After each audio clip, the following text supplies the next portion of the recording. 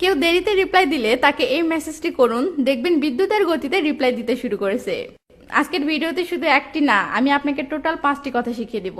যখন কেউ আপনাকে দেরিতে দেরিতে রিপ্লাই দিবে, তখন আপনার কাজ হবে এই 5টি কথার মাঝে আপনার পছন্দ মতো যে কোনো একটি কথা তাকে মেসেজ করে দেওয়া। ব্যাস, আপনার কাজ হয়ে যাবে। দেখবেন এরপর থেকে সে আপনার মেসেজ পাওয়ার পর আর 1 সেকেন্ড অপেক্ষা করছে না, টপ আপনার মেসেজে রিপ্লাই দিয়ে দিচ্ছে। তো তাহলে আর দেরি কেন, চলুন সেই 5টি কথা কি কি তা দেখে নিন। আর হ্যাঁ, শেষের 5 নাম্বারটি অবশ্যই দেখবেন, কারণ ফার্স্ট রিপ্লাই পাওয়ার জন্য ওটা আমি নিজে ইউজ করি এবং সবসময় 100% ফলাফল পাই।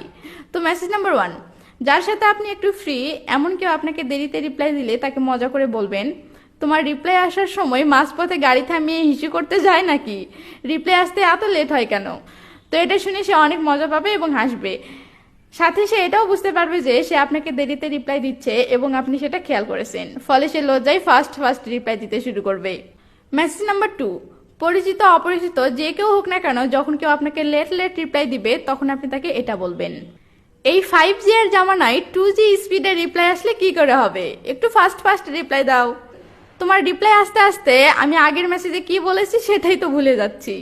আপনার এমন মজার কথা শুনে সে অনেক মজা পাবে এবং আপনার সাথে কথা বলার আগ্রহটা তার বেড়ে যাবে, ফলে দেখবেন সে খুব আগ্রহ নিয়ে আপনার সাথে কথা বলা শুরু করে দিয়েছে।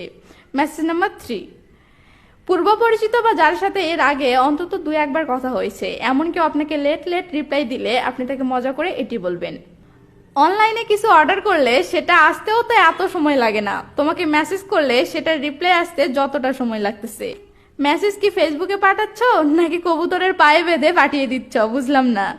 তো এটা শুনে সে অনেক হাসবে এবং আপনার সাথে মজা নিয়ে কথা বলা শুরু করে দেবে, ফলে ফার্স্ট রিপ্লাই পাওয়া তো শুরু হবেই, সাথে আপনাদের আলাপও জমে যাবে। মেসেজ নাম্বার 4, বয়ফ্রেন্ড গার্লফ্রেন্ড অথবা যার উপর আপনার একটু রাগ করার মতো অধিকার আছে এমন কেউ আপনাকে লেট রিপ্লাই দিলে আপনি তাকে অভিমানের স্বরে এটি বলবেন, আচ্ছা তুমি রিপ্লাই দিচ্ছ নাকি ঔষধ দিচ্ছ, বুঝলাম না। এ বেলা একটা, ও বেলা একটা, রাতে একটা। এটি আমার বানানো নয়, এটি ইন্টারনেট থেকে পাওয়া, তাই হতে পারে এটি আপনি আগে কোথাও শুনেছেন, বাট কথাটা আমার অনেক ভালো লাগে তাই শেয়ার করলাম।